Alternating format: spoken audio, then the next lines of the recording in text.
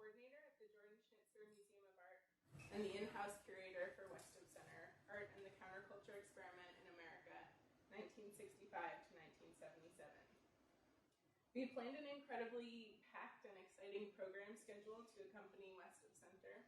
And this week, which I've been calling Cockette Week, is one of my high points and favorites. In addition to our program tonight, Fayette will be performing and showing rare Cockettes footage at the museum at 7 p.m. tomorrow night. Also on Friday, the Cockettes documentary will be opening at Bijou Art Cinemas, accompanied by a conversation between Fayette and David Weissman, the film's director. Excuse me. In addition, next week we have two programs featuring Chip Lord, co-founder of the Architecture and Media Collective Ant Farm, whose work is also featured in West of Center. We hope to see you all at these upcoming events. Check out our website or Facebook page for more information. We also have museum brochures in the back.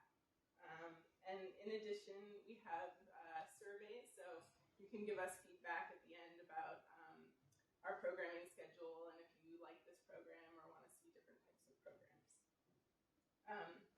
So I'd like to thank the Department of Art and the Oregon Humanities Center for making this event possible with their generous sponsorship.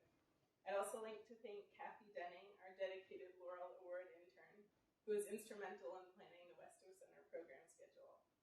And also, of course, Sharon Kaplan and all the museum staff who make these events happen. So a few words about our incredible guest tonight. Fayette Hauser was raised in Asbury Park, New Jersey, home of Bruce Springsteen and Snooki, but unlike them, she left. After graduating from Boston University College of Fine Arts with a BFA, Fayette lived and painted for a year in Manhattan's West Village. Yet quickly, the lure of the wild West Coast was too much, and she set out for San Francisco in the summer of 1968. What she met there proved to be the adventure of her dreams and changed the course of her life.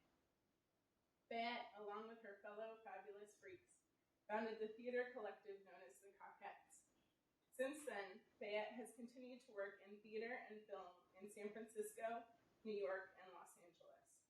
Her photography from this era has been the subject of several exhibitions, including West of Center. As Fayette likes to say, once you become a Cockette, there's no turning back. Please join me in welcoming Fayette Hauser.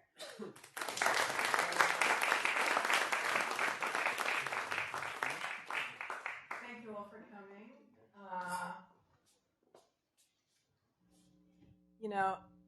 I like to say that I was a child of the 60s, and I see there's quite a few of you out there. You know full well that we were all born at the evolution of the modern age. We got to see it all develop, and I feel like I was fortunate enough to be born at the right time. When I got to San Francisco, this is pretty much what I looked like. That's me in the upper right corner. The guy on the bottom, he ended up being in the Cockettes too. He was instrumental in pulling us all together. His name was Gary Cherry. He's no longer with us, but he was like a pan figure of the day, and he connected people all over the city.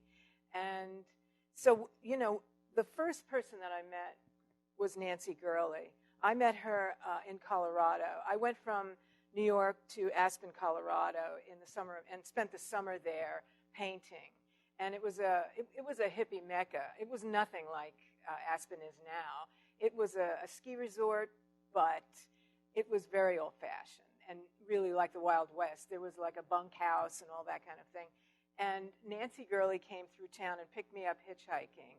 And I climbed into her van, and I'd never want to get out of that van because it was filled with magic. She was the wife of James Gurley from Big Brother of the Holding Company, the guitarist. He was considered, this is James, he was considered the first psychedelic guitar player.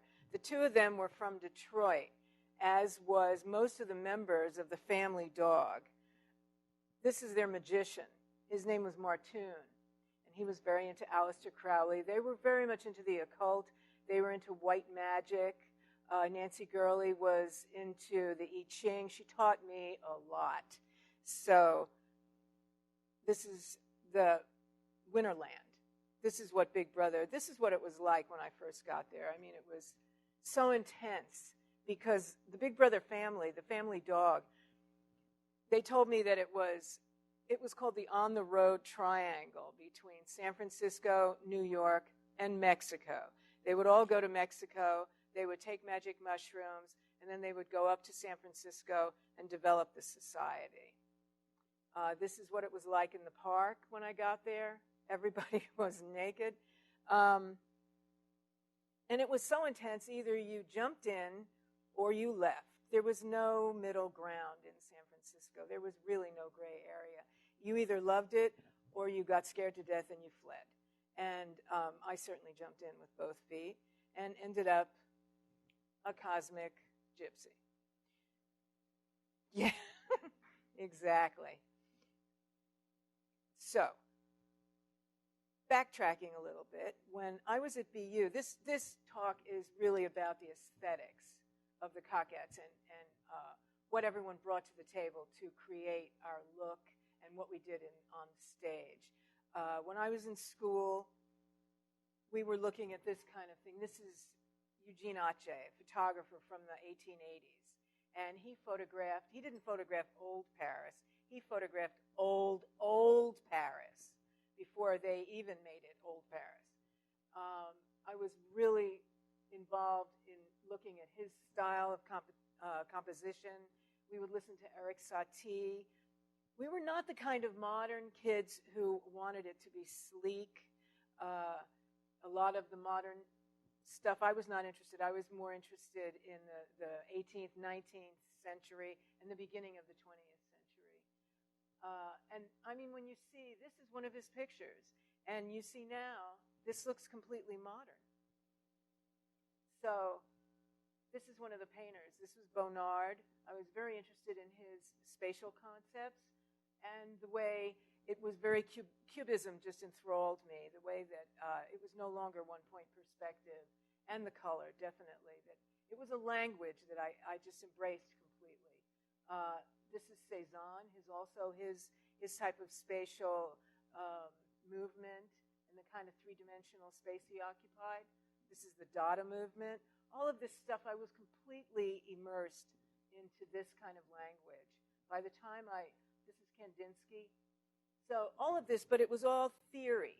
It was all in my head. But this is what I took with me when I got to San Francisco, all this kind of stuff. And I wasn't the only one either.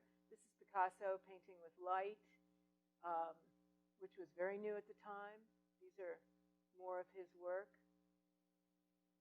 Well, there's a big one. This is Seurat, who did the pointillism. And here we have the Surrealists, which I think were extremely influential. The thing was, when we first started taking psychedelics, we needed a language. How did you interpret the universe that came in front of you when you were on psychedelics? And this was the kind of language, all of a sudden I understood. This human skull, we used that in the film that I'm showing tomorrow, which is of the Halloween show we did in 1970 called Les Ghouls. We opened with that. We reconstructed that, and that was, the curtain opened, and that was what was on the stage. So this is Hibiscus. He was our shaman. My feeling was when we first started taking psychedelics, you would go through different levels of development, like the chakras. And it was almost like stations along the way, and you could get off at any station. Some people really got off on the physical level and took their clothes off and just were very visceral and feeling everything.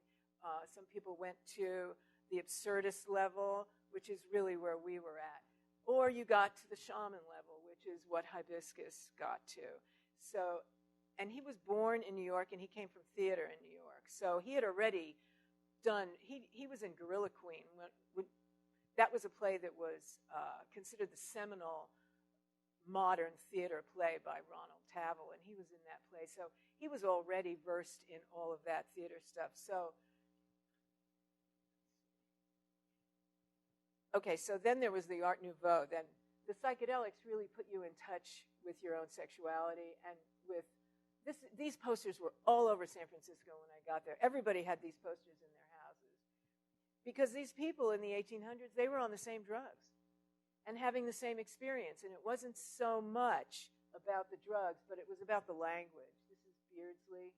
And they involved that language in their society just the same as we were doing. So everybody was drawn to the Art Nouveau movement because they felt the same way. So when we started creating a new visual language, we were looking at these people and their jewelry, which, of course, is the best. And so this is Stanley Mouse. You see the influence. The people in San Francisco were very well educated. The people that really stayed and took psychedelics, it was like a job. It was very difficult when you were going to really take a heavy acid trip. It was. You had to be prepared. I mean, it wasn't so recreational like everybody thinks or they do now. Because this was Sandoz acid. This is stuff that came from Hoffman. And then we had Owsley who was making it. It was very serious business.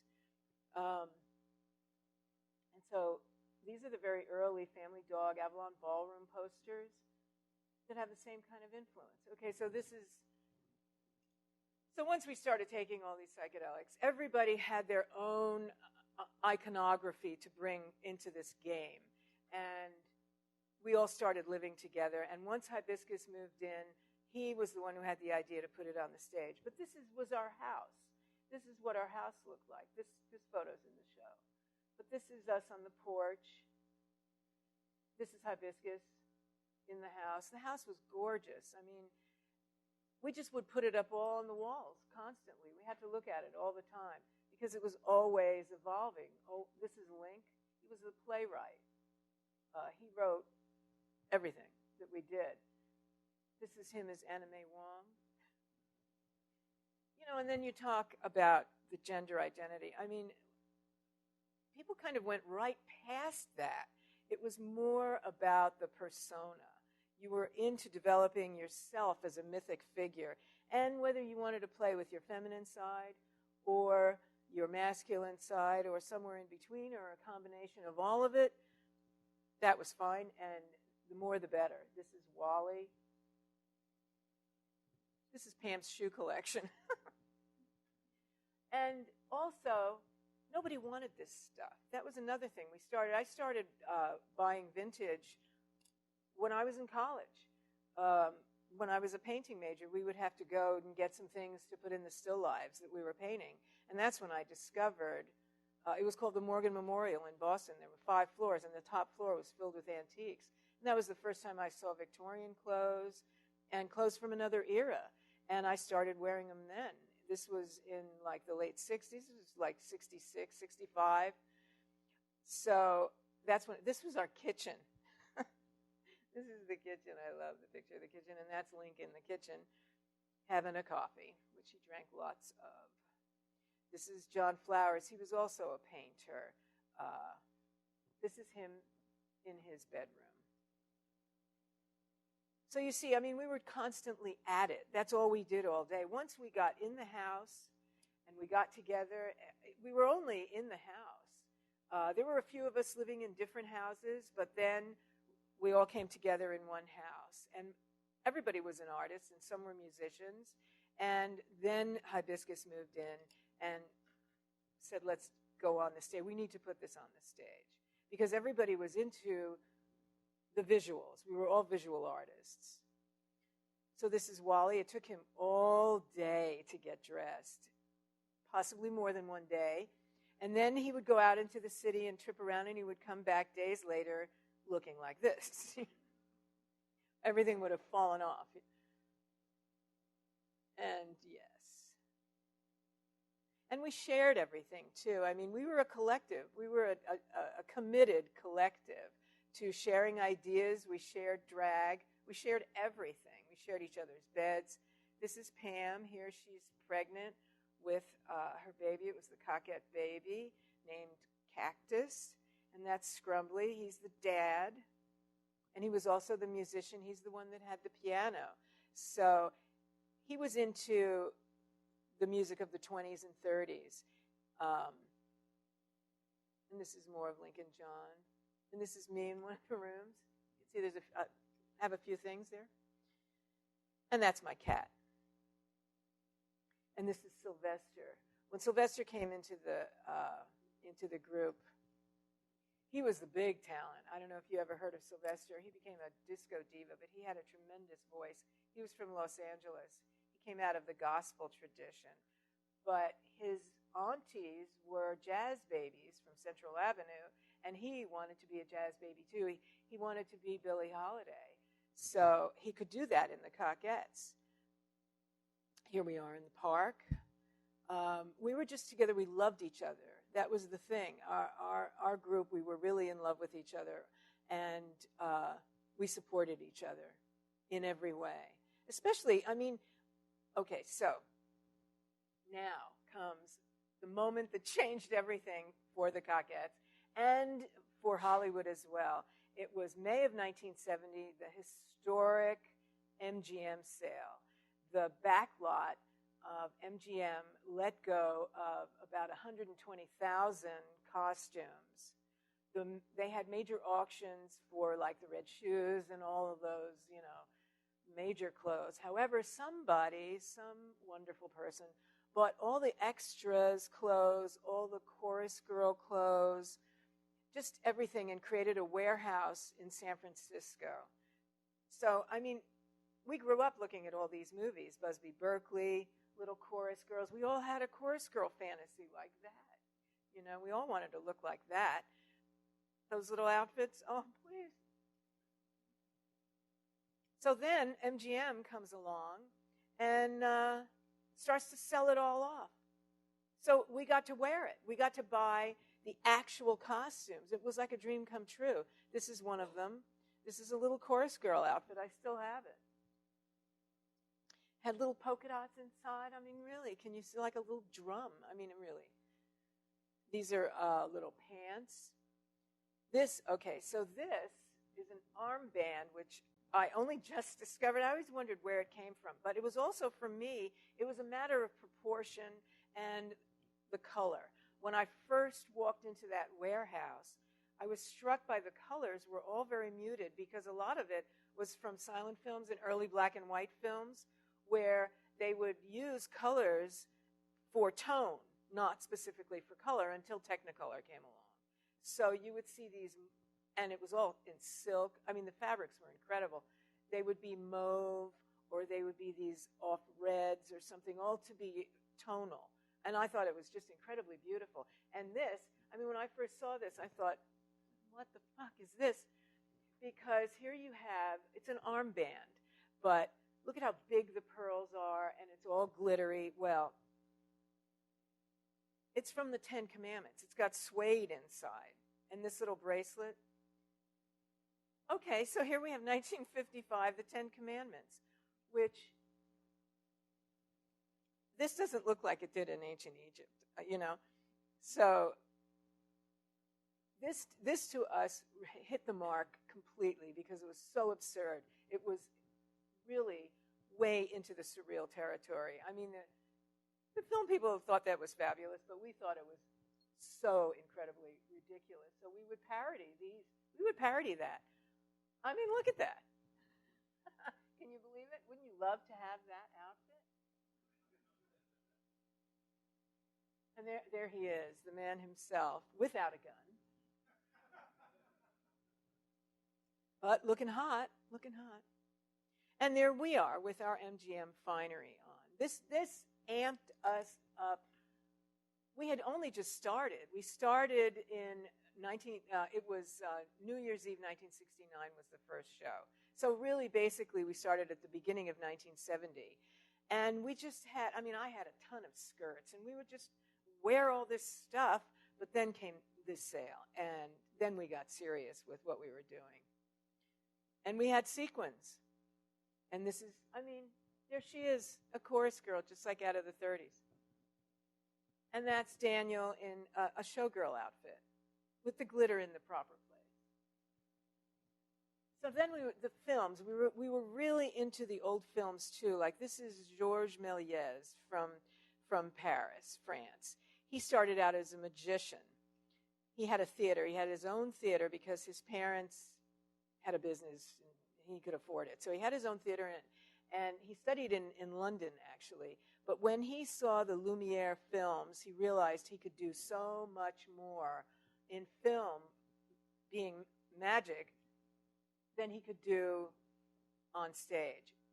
And he built all his own sets. So this is what inspired us for our sets. We made our set designs all out of cardboard. They were all painted cardboard, and they were all proportionately like this. We thought these guys were fabulous. This is Theda Bara. And here you have a wonderful drag from the 30s. This is Anna May Wong. This one was Anna May Wong, too. That's her in the top hat. This is her in Shanghai Gesture, which is the film that inspired our show, Pearls Over Shanghai. We wanted to be like this. In our heads, this is what we were looking like. But in reality, we didn't. That's Joan Crawford as a lamp. Evelyn Nesbit. Okay, this is Louisa Casati. She, in the turn of the century, in the turn of the 20th century, she was an art patron. She was a countess, an Italian countess from Milan, who came from a very wealthy family, and she was an art patron, but she herself considered herself a living work of art. She was a tremendous inspiration for me. This is her as light. And this is Dietrich, of course. We were so into Dietrich and those films. We wanted to all look like this, boys and girls. We were totally inspired by this. But, these are all very well put together. We were not so interested in putting it together that well because we wanted it to be looking like it was evolving. We wanted it to go into another dimension. So we just kept going with it, and we tried. Okay, so this is the backstage. This is our dressing room. And this is my version of a Dietrich look. This is John Rothermel. All this came from the thrift stores, and nobody wanted it. All that paste, all these beautiful jackets. This is Johnny as Daisy May. This is Reggie. Prissy. And me. This is at the airport. Finally, we got enough press that they wanted us to go to New York. So we went to New York. We had the back end of a 747. We just took over the plane and flew to New York. This is Harlow. She was like a gammon from the 20s. This is Ralph. And this is me in New York. This is Scrumbly. He was the musician. This is Sylvester.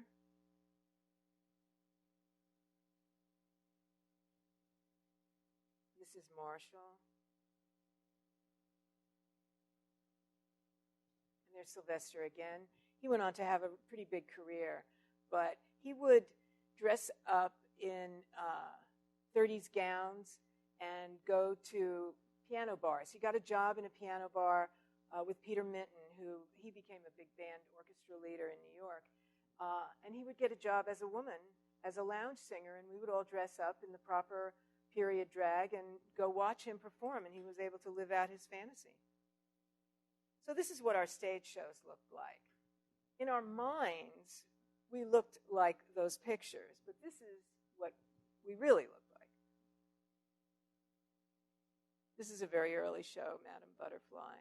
This was a fairy tale show. See, now everyone has their own fantasy going, and we would help each other realize this fantasy, but the result, we were not result-oriented. We thought that we were bringing the ingredients to the stage just like a fabulous recipe, and what happened on the stage was the magic of the moment. And that was kind of the ethos of the time as well. It was making the moment as fabulous as possible and as experimental and really stretching it out. We were influenced by the Living Theater, which came to town just before we started. And when they came to town, when everyone came into the theater, they went and locked the door and then started pulling people up onto the stage and created their show. And so we realized that there had to be a synergy between the audience and the stage. And so when people came to our shows, they dressed up, and it took us forever to get dressed. So the shows really, I mean, it was the midnight show, but it started late. And so by the time it started, everybody was completely out of their minds, including us on stage. So, and here's Hibiscus. He could never wear enough on his head. And this is Harlow. We had, in an early show, we had cards, Stairway to Paradise, and she would turn the cards. The lighting was always a problem because it was always too dark. I was a photographer as well. I mean, I had my camera with me all the time, as you see the photos in the show. So I would have my camera in the dark room, in a dressing room as a dark room, and I would run on stage and do something. Then I would run off stage and grab my camera and go downstage and take pictures, which is these pictures are, and then I would run back and put my camera and maybe change drag and then go back on stage. That was another thing. If you could change your drag a lot of times during the show, you got a prize. You were considered fabulous, or you just kept adding more on. We would say, how many drag changes did you do tonight? I'd say, I did 7. I was very proud of that. This is Goldie Glitters. Goldie Glitters was like a rent boy in Miami and came to San Francisco and took acid. Goldie was very tall and had a very big face. We had one guy, Nicky Nichols, who was a makeup artist, and he loved making up Goldie because he said Goldie had a huge canvas. This is the first outdoor show that we did at Sonoma State. It was, we were also into the Chinese opium dream, is pretty much it.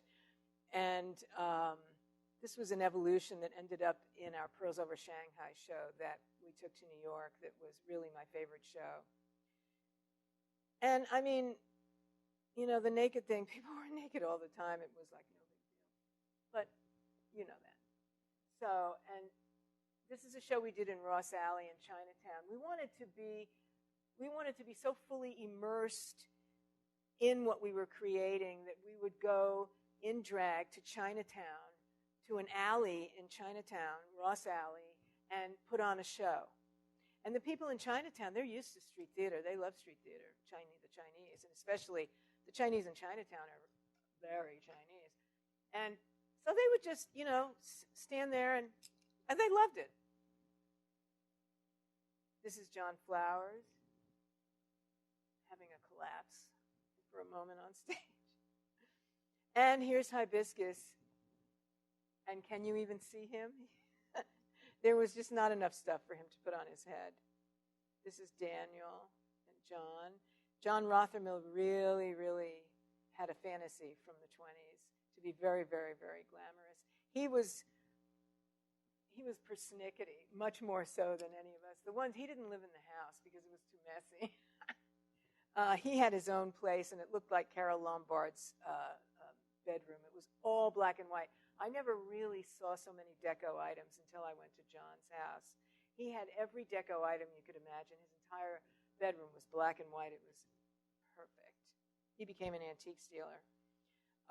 Actually, he found the model for the original scale model, architect's model for the Museum of Modern Art in New York, and he donated it to them. So this was the last time we did Pearls Over Shanghai. John created these big legs, and it was on a ladder, and so the sailors and the whores all climbed up onto the ladder. Every time we did a show, even if it was a show we had done before, we had to do it differently. There was no repeating a show, like you rehearse and you repeat and you learn your lines. There was none of that. You had to be prepared for whatever happened on stage. And people would come on stage from the audience, too, and jump around. And sometimes you'd have to push them out of the way to get to the microphone. Some people complained when Hibiscus would show up with one of these things. Because if you were behind him, never mind, So this is a makeup job that Nicky did. He was a master at it.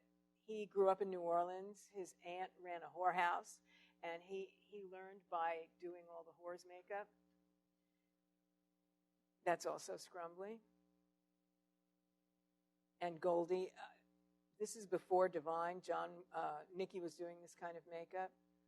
That's Wally. We had to have the color swirling all around us all the time. And these are pictures that are in the show. This is another backstage. We had a lot of help. By the time we got to the third year, we spent so much time getting ready that and we collected everything. That it would just take us hours to get ready. We would start to get ready in the house, and then we would move over to the theater and get ready in the dressing rooms. It was just a major. Now, Glittering the Lips started with Jack Smith, who was a filmmaker in New York, and he was really one of the original freaks. He was really crazy. Took acid all the time and did street theater and made films. He made a film called Flaming Creatures. And Hibiscus knew him. So he brought this thing about putting glitter on your face. And in San Francisco, you were not going to shave your beard because we were all organic, of course. So then they just glittered the beard. And the glitter was everywhere. This is Tinsel Tarts in a Hot Coma, which was kind of a satire on Broadway. This is Link. Link used to get up in the most mad outfits. They would be a combination of things that would be so... It was also, the thing is to create the mystery. You would look at something and say, what is that? And he would say, well, I'm like a girl collecting mushrooms in the hills of Shanghai. Or so, he would have a very wild fantasy. This is also at the airport. This is how we arrived in New York. Rumi and I went on to Seattle to perform with the Whiz Kids, which was an offshoot group that really, they performed in the subroom of the Smith Tower for a long time. They were very popular. And after the Cockettes broke up in the spring of '72, Rumi and I went to Seattle and performed with them.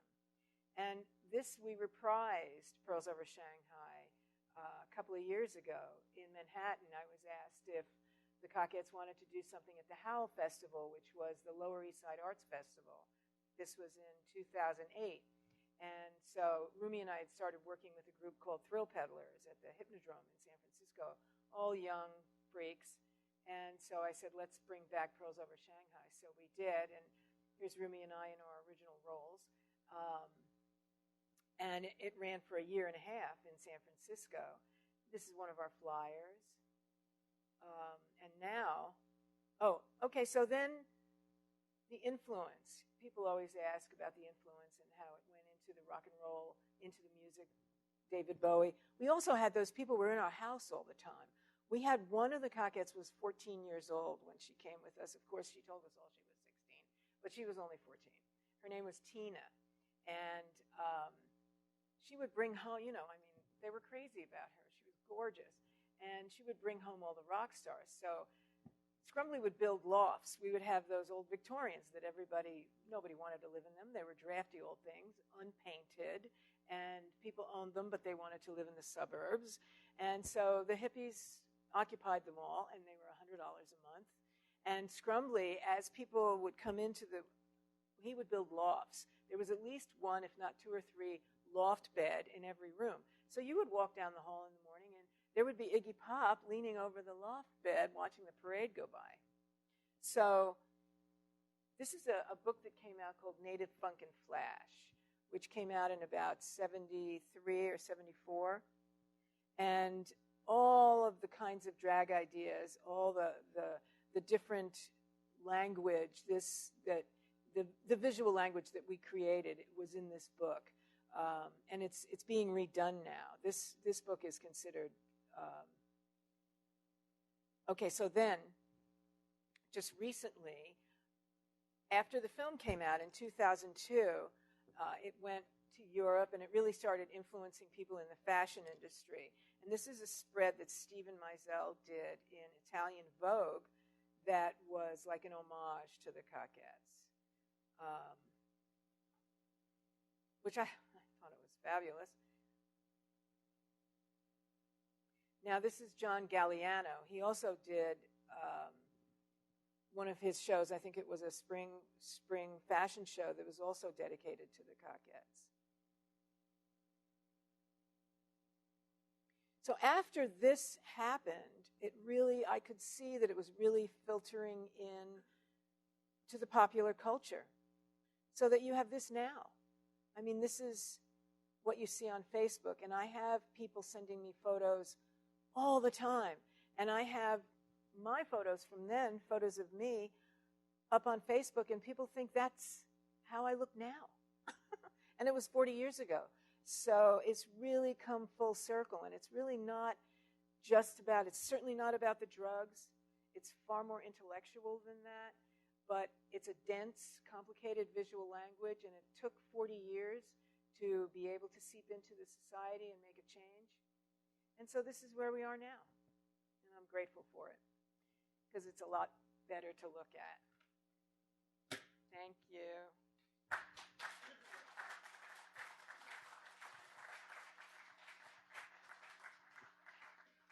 Yes.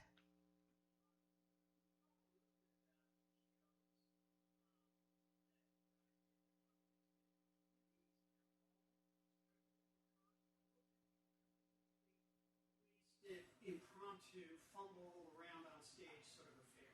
Neither. In the beginning, they were not scripted. They were just mainly ideas. Hibiscus created a scrapbook, which is in the show. And we all, when he first moved into the house, it was the fall of 1969, and his idea of putting us on the stage, we were all exploring our inner persona on the outside. We were working on ourselves and on our look all the time. We were the tribe that was interested in what we wore and how we presented ourselves and the exploration of the look. That was it for us. That's the station of the train that we got off at. And we all knew that about each other. And so when Hibiscus came and said, listen, we belong on the stage, we went for it whole hog. And he started creating this book where we all contributed all these different ideas. I mean, I had Victorian fantasies. John had 20s fantasies. Pam had chorus girl. She wanted to be a tap dancing chorus girl. So we all put these ideas into the book and made a beautiful book, and it's on display right now. And then each show, when we first started, we looked for our own theater, and we found a theater. Hibiscus found a theater in the Fillmore. It was the funkiest theater I ever saw in my life, falling down, but that was great too. And it was some kind of a porno theater, and it had a man with a bald head and a cigar. He was the owner, and Hibiscus talked him into it. Hibiscus could talk anybody into anything. And so he said, sure, go ahead, you can do a show here. So, but before we actually did the show, Tina and her boyfriend wanted to keep her under wraps. He wanted to marry her, so we did like a hippie wedding, and Hibiscus officiated. So he made wreaths for all of us, and Tina had a big veil, but we were all naked. And so we went on the stage, and we were all having a ceremony ritual thing. And the guy from the theater walked in, and he thought we were going to be doing a live sex show, and he was going to get arrested, and his theater was going to get closed down. So he threw us out, and that was the end of that. But Hibiscus, and this was right before, this was probably in December, because he wanted to have New Year's Eve, new theater for the new decade. So we went to Sebastian, who ran the Midnight Movies, the Nocturnal Dream Show at the Palace Theater in North Beach. And everybody went there on the weekends, and he showed all kinds of movies. He was the first to show John Waters in the West Coast, and Betty Boop cartoons, and just silent movies, and crazy, crazy movies. He would find them, I don't know how. So we went to him and said, can we just jump on stage on New Year's Eve? And he said, sure. The original name for the group was the Angels of Light Free Theater, and we wanted it to be free. We were definitely into the ethos of free, which was the Diggers' philosophy. So for that show, we just one of the ideas in the book was a satire on the Rockettes called the Cockettes. And it was just like one of the ideas. So we jumped on stage. We had Hibiscus brought a 78 record player, and he put it on the stage, plugged it in, and started this 78 record of a French can-can, and we did this kick can-can with all the clothes. And when the record ended, the place went completely berserk, and everybody was shocked. And I looked at Hibiscus, and he knew what to do because he was a theater guy. And he immediately put the record on again, and we did it all again. And then all the clothes flew off, and then Sebastian put on the Rolling Stones, and all the people came on stage. And so from then on, we were known as the Cockettes. But it was by accident that we got called that. But hey, I mean, what could be better? So then we started doing shows that were ideas out of the book. And what we would do would be just create our persona. We had an idea. We had a fairy tale show. There was one show, like a Hollywood show called Paste on Paste. There was another one called Hollywood Babylon, which was like a 50s show. And so that would be the theme. And everybody, Hibiscus tried to more or less, but he was so shamanistic and cosmic that he would try to move the energy around on stage. He would not want to tell you what to do. There was no boss. There was no boss in the house. There was no boss on stage. And if you wanted to do something, then he would say, well, I think it would be best if you did it at this point in the show. He would try to make a list backstage of when people should go on, but yeah, that went down the drain. So the first shows were more or less unscripted, but Hibiscus really tried to make it into a show. And if somebody was standing on stage and they would be a little bit boring or they wouldn't know what to do, he would run on stage and come behind and do something and make it it was all real active. We wanted to be very active. And Scrumbly, he taught everybody how to sing. No one was a professional actor or singer or anything like that. We were all artists. And so, but he loved to teach. He still does. He loves to teach people how to sing. And I was very terrified of singing. So he said, now just, so he taught us all how to sing. So then we became a musical. We were doing musicals. The first year was, for me, the best year because it was complete magic. We went from A to Z and back again, and it was all exploration. It was all experimentation. We just wanted to see how far we could go and how much magic we could create on the stage. And it was a cathartic experience because you spent a lot of time on transforming yourself and what you look like, and then you would present it to everybody. And it was a cathartic thing for me because I was very, very vulnerable at the time from all the psychedelics. So by the second year, people had more clear ideas of what they wanted to do, especially Link, who was a writer. And so he started scripting the shows. But still, he scripted the shows. Pearls Over Shanghai is the one complete scripted show that we have. He would select parts because we were all so together and knew each other so well and were, so loved each other and so knew all these things about each other. He would create the characters for the person as to who that person was. So all the characters in the show would be us. So it would just be an extension of us. But yet we did have scripts and followed the script. But even so, Pearls Over Shanghai, we did the most. And every time we did it differently. And then people would rotate the roles, too. Because you know how it was in San Francisco. You'd meet somebody and you'd dance off with them. And so you know how fluid it was. So somebody else would be Madame Ginsling, So it got scripted towards the end. But now, when they're doing it in San Francisco, it's a Cockette show, and they're using the Cockette thing, but it's pretty scripted now, which Rumi and I don't like so much. We would rather have it like it used to be.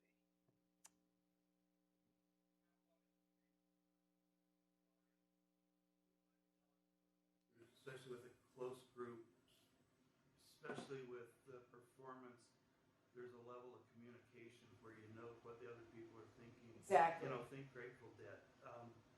Did you experience that? Yes, absolutely. Where you just had a nonverbal, you knew what to do Right. because you knew what the other guy was going to do. Right.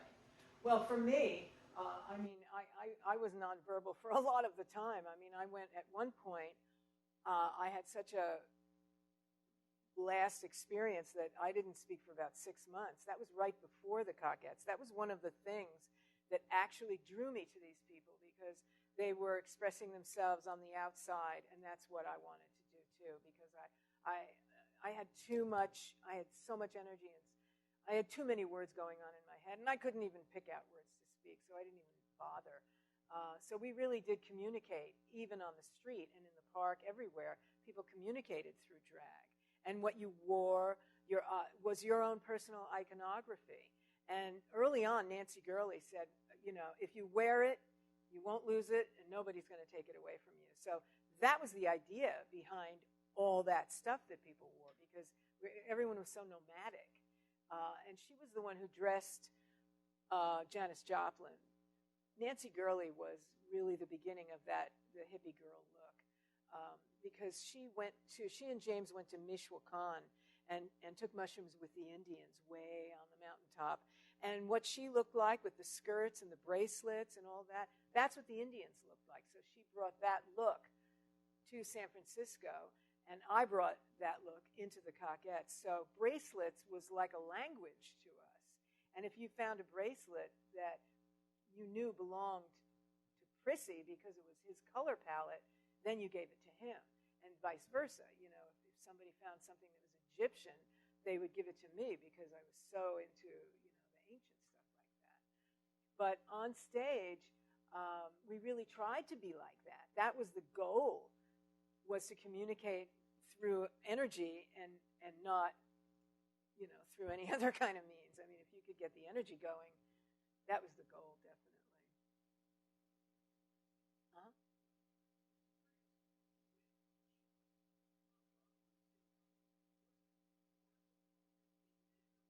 Everybody went. Everybody went. You couldn't even get in the door. No, the whole town went. No, you know, gay wasn't even a word then. We had one of everything. I always like to say the Cockettes had one of everything. We had 5 women. We had 2 black guys. We had straight guys. The Cockettes were very bisexual because, and this was the way it was in the city too. I mean, especially 69, 70. The seeds were sown by the elders in the 60s, and it flowered in the 70s. And so everybody was loving each other in every possible way. Having sex with somebody was like shaking hands. It's how you got to know somebody. Really, it was how you found out whether or not you wanted to exchange ideas, because that was the currency in San Francisco, was the idea, and cash meant nothing. And we created an entire, you know, society, working society without cash, really. There was the food conspiracy, which they would grow. They had a farm in Marin, and they would truck the food in, and you would either give them money, or if you had food stamps, once a month you would contribute to them, and they would deliver to your house twice a week. One day would be produce, and the other day was, of course, vegetarian.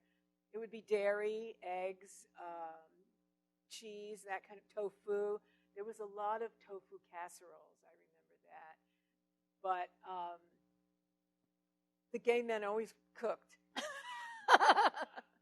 And everybody, and baking your own bread. Nancy always baked bread. That was like a ritualistic, sacred experience, was to make your own bread.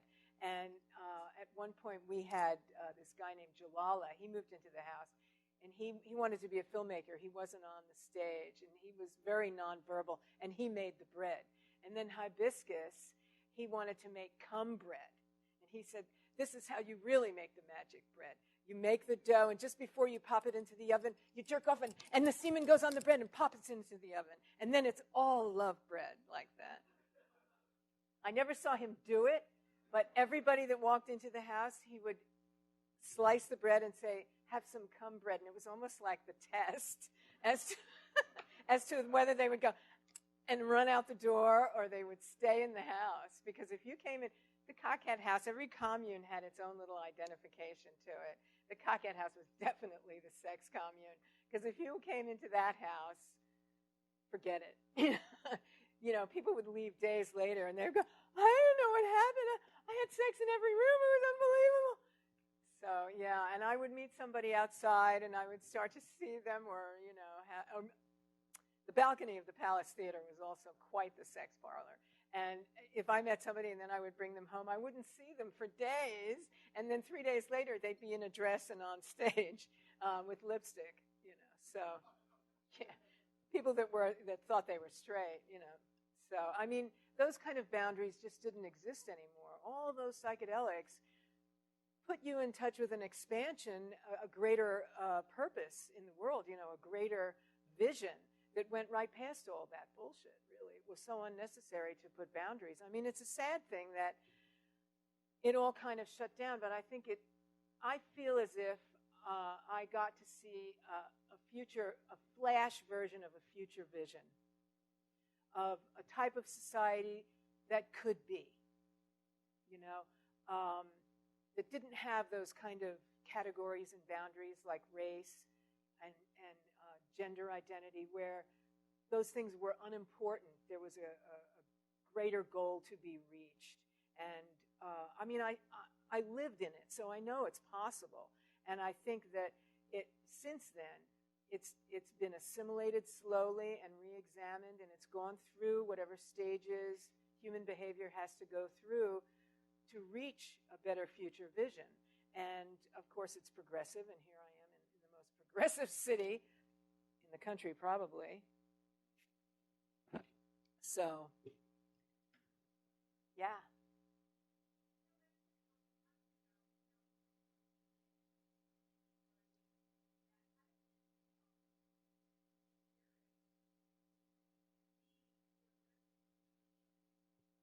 I always felt it was high art.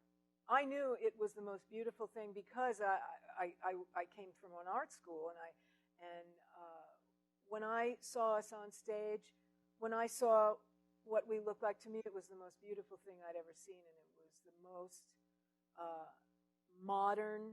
It was everything to me, and I knew that it was art. So I think it's in its proper place. It just took 40 years, that's all. But it just took that long because it's really a dense visual language when you really look at it. And it's just taken all this time for people to really kind of understand it. When the 80s came along, you know, and the postmodern look, you know, that kind of hippie look, and vintage especially. I mean, vintage has had a rocky road. Vintage has gone up and down throughout the decades. And now all of a sudden, all that stuff is sort of galvanized to the 20-year-olds because they're looking at it from another point of view, and they appreciate it. So all of that is now way up high. Vintage clothes, I mean, and the kids are mixing it up just like we did. It was not... I think when I grew up in the 60s, it was very much about linear thinking because, you know, what was behind, what was maybe the 50s, that was past, so that was no good, and you always went forward in a linear fashion. But once you took psychedelics, all that kind of linear time completely dissolved. And so you were able to appreciate things from another era without seeing it from a time perspective. You saw it. When I started to put on vintage clothes, I felt different about my body because especially the Victorian clothes and corsets and things, I mean, they held your body in a completely different way. And like those 40s rayon dresses, that cool rayon made from wood, the way it draped on your legs, the way it felt in pané velvet. This is what we were wearing in the streets because of the way it felt and how it made you feel. So I think all of that now, this is what kids are really appreciating now. I mean, I see it in my niece and nephew. My niece, I took her to San Francisco. Immediately she wanted to go to a thrift store. I let her pick out what she wanted. She ended up looking exactly like I did 40 years ago. We went to Haight Street. She got out of the car. She stood on the street, and she went, wow, like that. And I thought, that's what I did exactly 40 years ago. So, I mean, it just takes time. And some of us survived to be able to talk about it and appreciate it again and pass it on, and a lot of us didn't. I mean, the Cockettes were way up in numbers. I mean, there was about 28 of us that went to New York. The core group started about a dozen people. We grew to a lot because people would jump in all the time, especially when we were doing shows in San Francisco. But now we're down to like 7 people. AIDS took out a lot of artists. I mean, I feel as if the trajectory of culture in this country would have been vastly different if AIDS had not taken out so many artists that were so progressive in their thinking. Then there was a lot of drug damage too, and a lot of people overdosed because San Francisco was such an insulated cocoon. We really created a cocoon society. Even the way we spoke to each other was very different. I know when I would go to New York, certainly when I went to Los Angeles, I couldn't even talk to people. I mean, they would stand there and they'd say, "Oh, what do you do?" You know, meaning a job. And I would just like, what? I couldn't even carry on a casual conversation. It was impossible because I felt they were so backwards. But, and now a lot of people, the ones that did survive that are in the documentary, you should definitely come on Friday because the documentary is really, a lot of the people that are in the doc are not with us anymore. It was made they started filming, I think, in 99. My interview was in 99. And it came out in 2002. We went to Sundance with the film, and it was tremendously received at Sundance. And it's had long legs. I mean, it's still, I get fan mail all the time because of that film. So it was a cosmic language that we created, and it was timeless. And now people are kind of understanding the freedom behind it, the personal freedom behind it, how to have a life that has a lot of personal freedom and do what you want and not have to give up your time to, for a wage job that you can't stand and all that kind of thing. Yeah.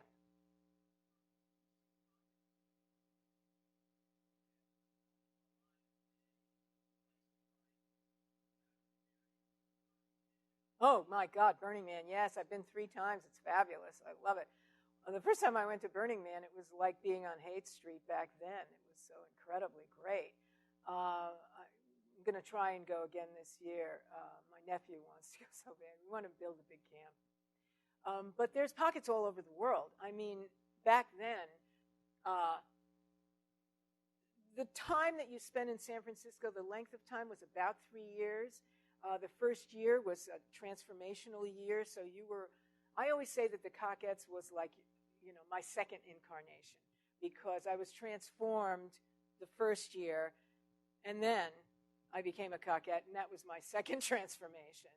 But people lasted in San Francisco for about 3 years. Like the generation before me were the Diggers, a lot of the political guys, and the feminists.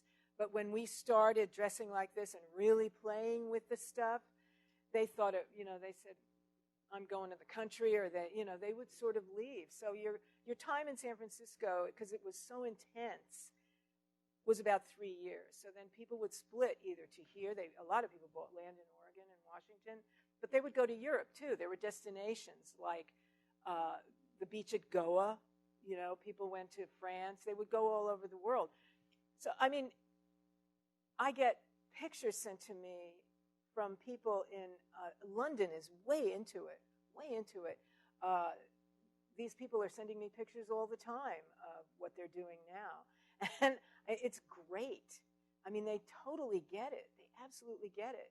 So I feel like now is the time to be talking about it, and it's a perfect time to be putting it into the museum. I always say it's like we were sort of low trash then because we were so all over the place, and now we're very high art. So, but I feel so. Any other questions? All righty. Oh, yes.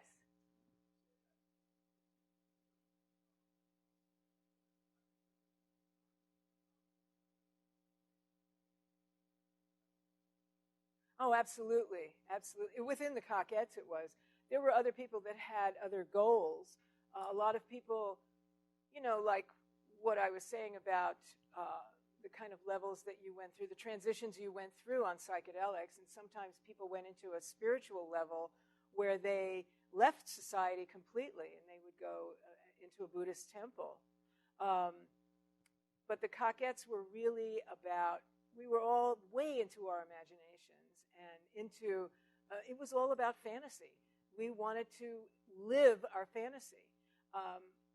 Like the poets, and that's why we were into all that cabaret of the 20s and Lotte Lenya and Bertolt Brecht and all of that kind of thing, because those people were living it. They weren't just talking about it. They weren't just thinking about it. Like that was the difference between Rimbaud and Verlaine. Verlaine was a poet, but he only wrote, and he had a nice wife and a nice bourgeois house. But Rimbaud was who he was on paper.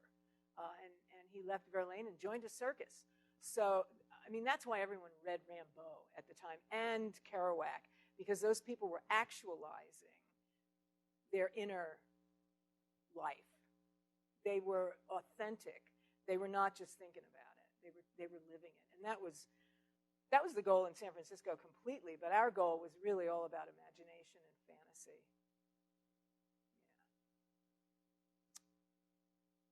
Yeah. Okay.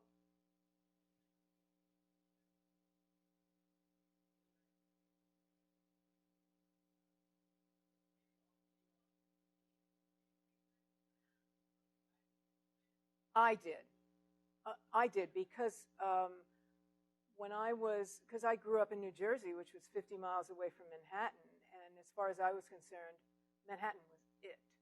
I didn't even think about going anywhere else. And I started going into Manhattan on my own. Even before I had a driver's license, I would take the bus into Manhattan.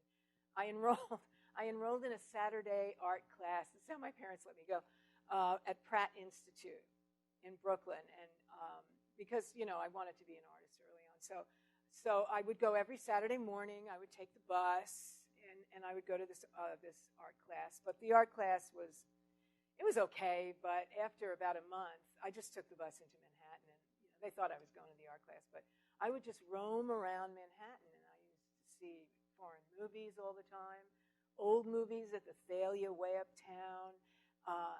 And all the filmmakers were showing films downtown. There was a theater called the Variety Arts, and it was a porno theater. It's in Taxi Driver. When he goes into the porno theater, that's the Variety Arts Theater, and that's where Stan Brakhage, Jonas Mekas, and Jack Smith showed films. And so I would go there, and one day they showed Flaming Creatures, and Jack Smith was there. And he was just like what I'm talking about. He recreated his persona all the time. And he was into this very beat-looking. He had a black goatee and very short black hair, and he wore, black sunglasses. He was very tall. I was so impressed by him. I thought he was just the ultimate. I had no idea what he was really like at the time. But so afterwards, I went up to him, and I tried to say something very esoteric about the film and all this nonsense. And so he writes something down on a piece of paper, and he folds the paper, doesn't say a word, he puts it in my hand. And I open it up, and it's his address. And it says Sunday, 2 p.m. And I thought, I am going. So at this point, by this time I was driving, so I said, oh, Dad, I'm going to go visit my friend in New York. So I borrowed the car, and I drove downtown. This was way downtown. Nobody lived there. So it was completely empty, cavernous, because, this was way before lofts. This was like 66, something like that, whenever that film came out. So I go into this loft, and I go up one of these big industrial elevators into this giant loft. It had no lights, only the windows. They were very, very foggy, so there was just this dim light coming. You could hardly see anything. But when I started to see things, I realized it was covered in Christmas trees. And this was already the summer. So they were all brown. And they were all small. The whole loft was nothing but old Christmas trees. But there were little paths in between the Christmas trees. And you would walk. It was like a maze. I mean, Jack Smith made tableau. He did this kind of thing. And it was all doll heads. and all this kind of crazy stuff and lots of jewelry. And so you walked all around the loft like this and looking at all the stuff. I mean, it must have taken me like 2 hours or something. It was incredible. I'd never seen anything like it. And at the end, when I got to the end, there was a table, and on the table was Jack Smith, laying there like this, completely in like a pharaoh, in like magician robes. He was laying like this with his eyes closed, and he'd been there the whole time. And I mean, I was so impressed. Knocked me out because it was a performance. He did this performance for me.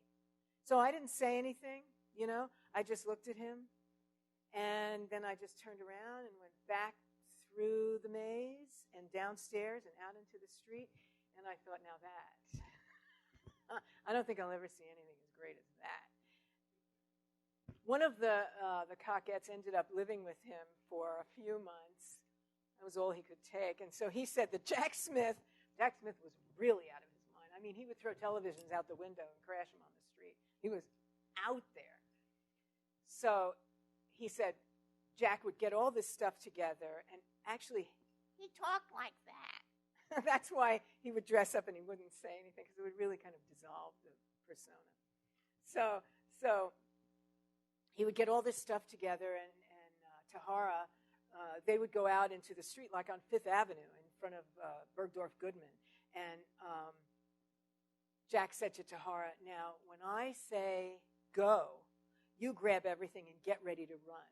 And Tahara said, why? And he said, just wait. So he would set up something, and then he would start to do a drag, and he would start to put it together, and all these Park Avenue ladies would come and stand in front of him and want to know what he was doing. He would start to draw a crowd, and pretty soon the police would come, and that's when he would yell, go, and they would grab everything and run away. Jack Smith was a character. And there were a lot of people that ended up in San Francisco in his films. Some people are still alive. Irving Rosenthal actually created the commune that Hibiscus first went to. It was called Cauliflower. They had a printing press, and people were publishing things all the time. There were newspapers and fanzines, and everybody was really wildly disseminating information. And a lot of it came out of Cauliflower because they had their own press. But they were very strict.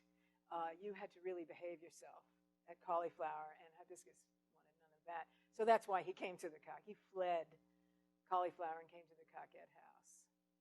So, and we were happy. Yes.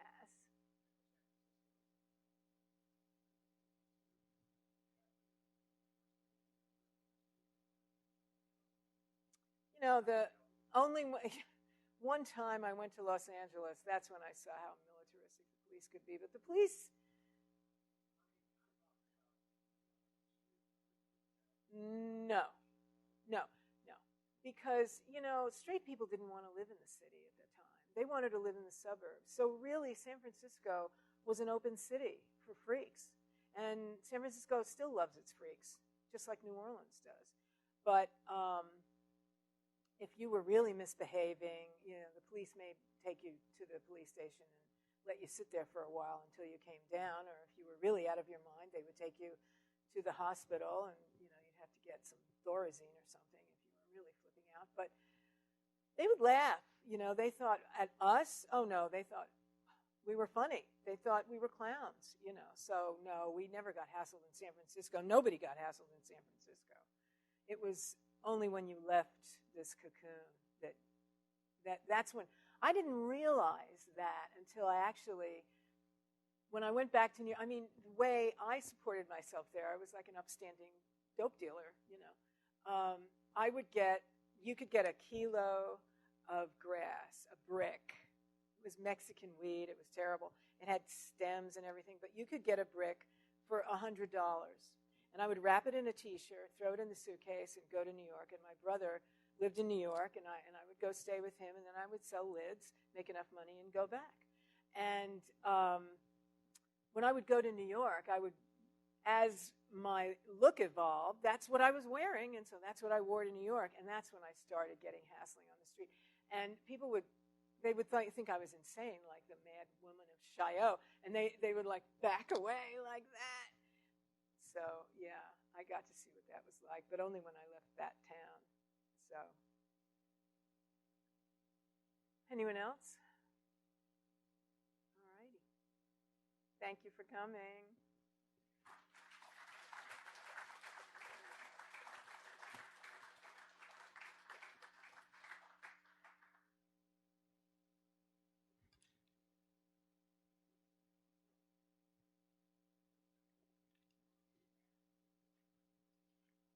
Of course, my phone started ringing. But it was right at the end, thank God. I forgot to turn it off. Oh, you didn't pick it up on the mic? Oh, good, okay.